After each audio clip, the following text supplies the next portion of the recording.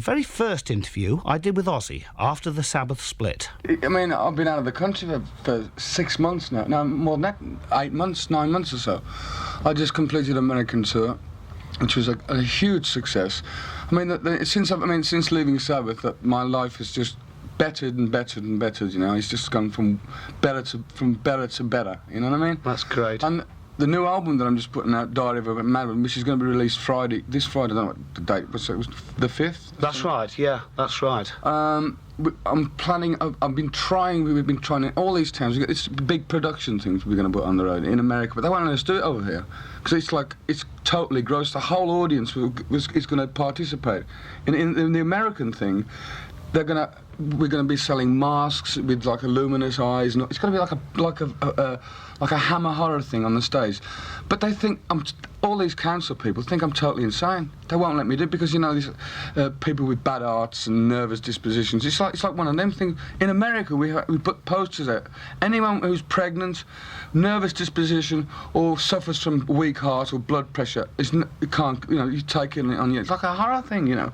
It is total horror on the stage. Yes, but the point is this, Oz. Let's get this straight. I get accused with being the madman around all the record companies in this country. Yeah. And they say, oh, you've got nutty, wants to work with you, etc. You are the madman of the rock business.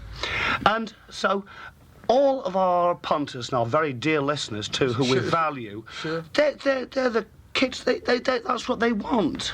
They don't just want the straight-laced sort of stuff. The thing is, everything's been done now. Lasers, they bore me. It's like the spaceship and all that's gone. This moon rocket and whatever and... Dead meat, isn't it? Yeah. Kids want to... I mean, I attract an audience that I love dearly, and I'm so proud to have these kids. I've got all the time in the world for these kids, you know. I mean, I really have. Same here.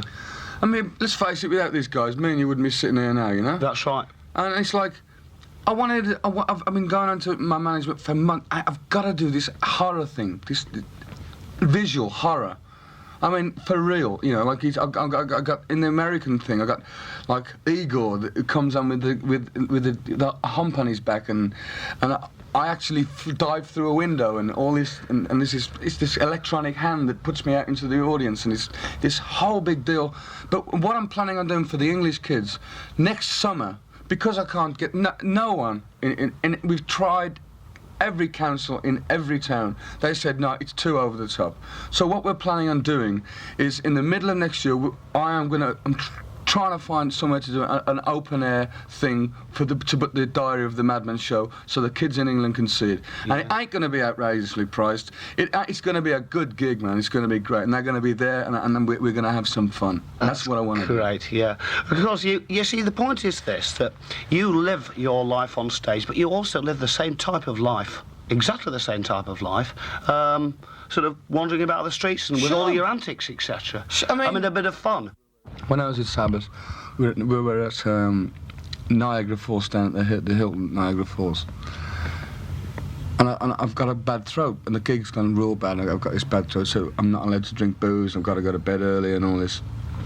So they're all having a Goldist presentation party down the hall, and I'm sitting in a bored stiff. So, you know, I'm sitting around looking around the ceiling, and you know these sprinklers? Yeah.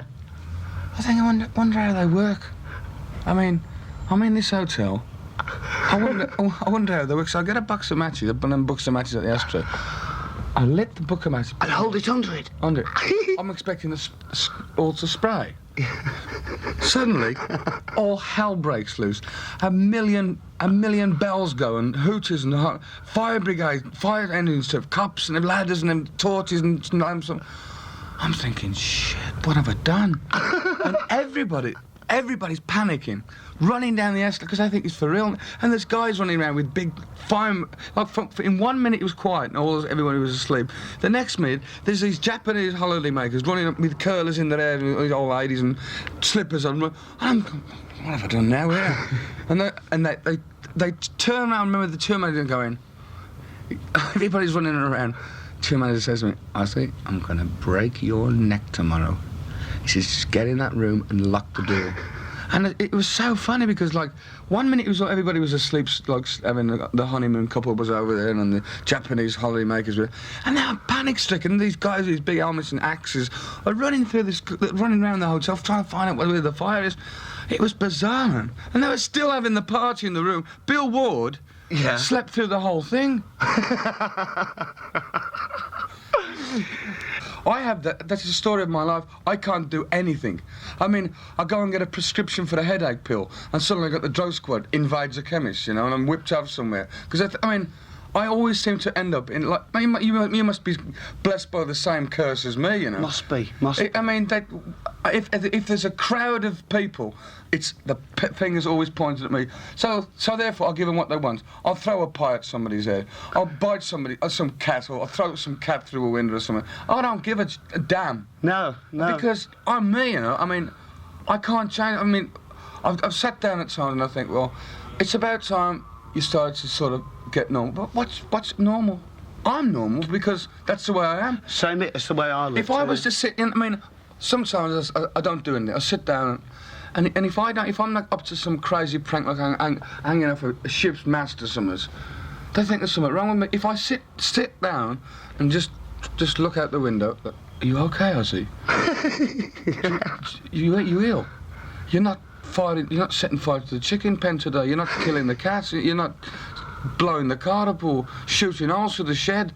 You know, it's like, it's just. I am totally accent. I'm not crazy, but I like doing off the rail things.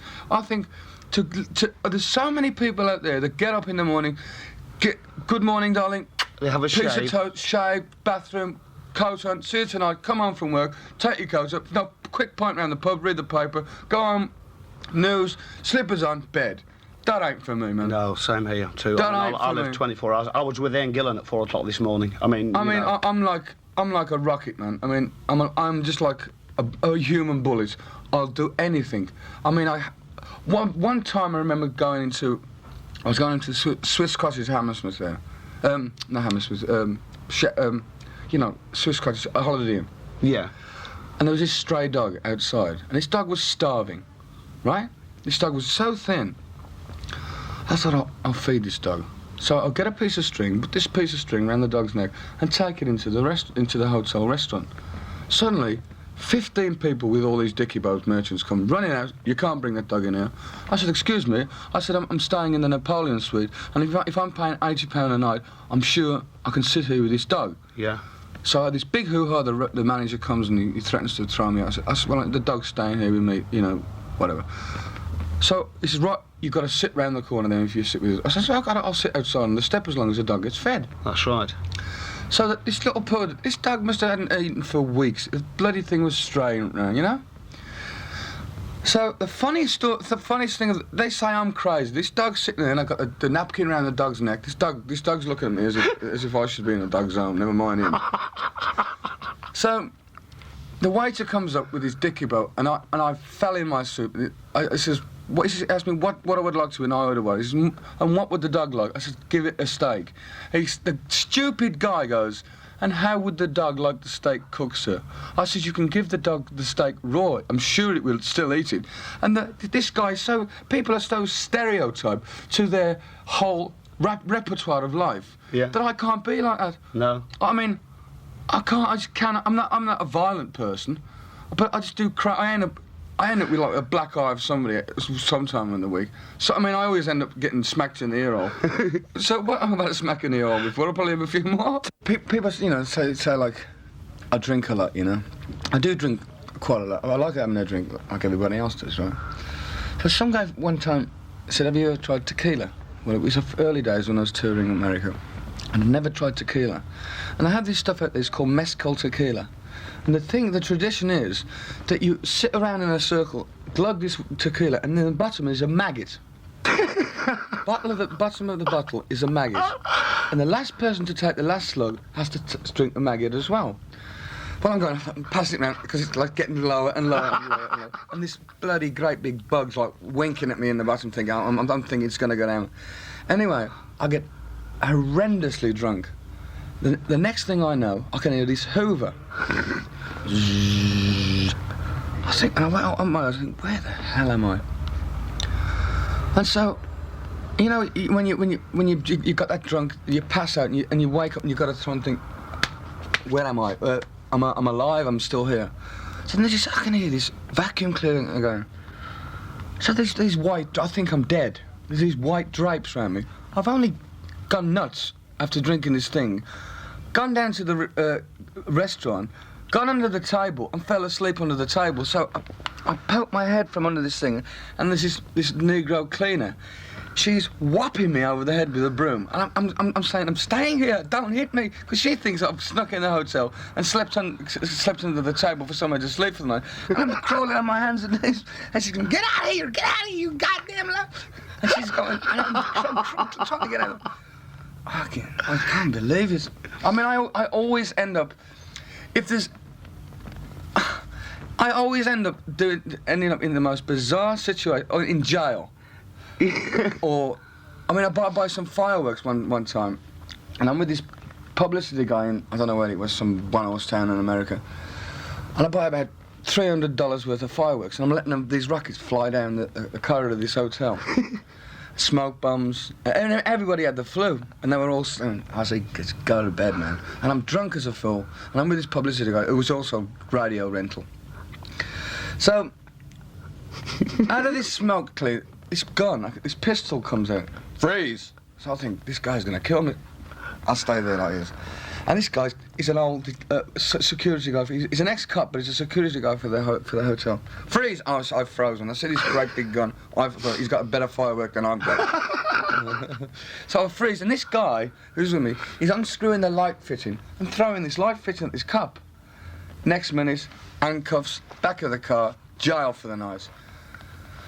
So I found my old lady, and I said, it's because you're allowed one phone call, see that? I says, I've been arrested. She says, yeah, what's new?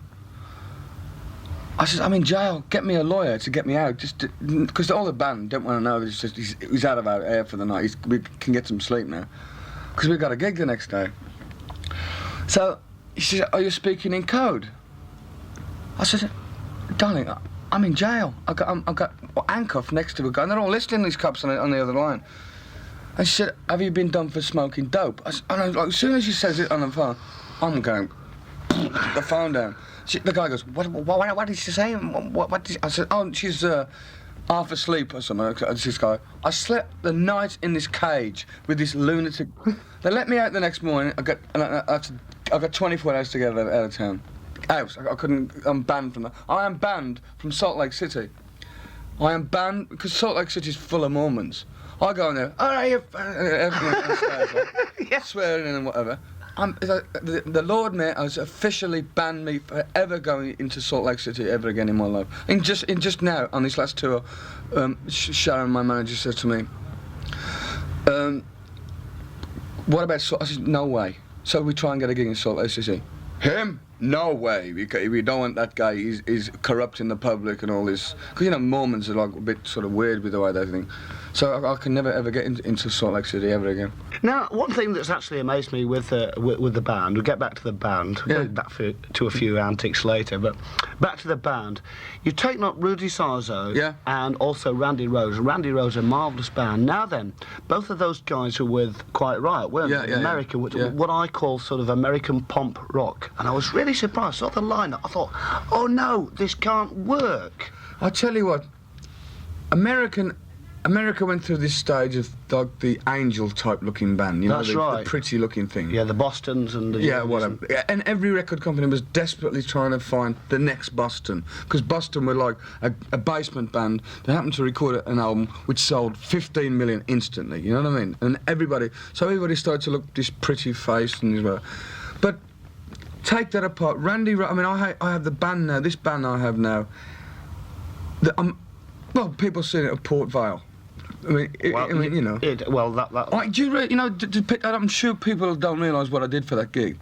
I flew from America on Concorde on the Friday, did the gig on the Saturday, flew back to America on Concorde on the Sunday, and started the tour again on the Sunday evening. I did it straight through.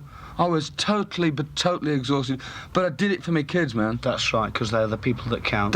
They count, man. I mean, Sabbath let them down, so what can I have? The best part of Sabbath, you know? I came back and did it for them, you know? I mean, this country is so backwards. When you know what gets me?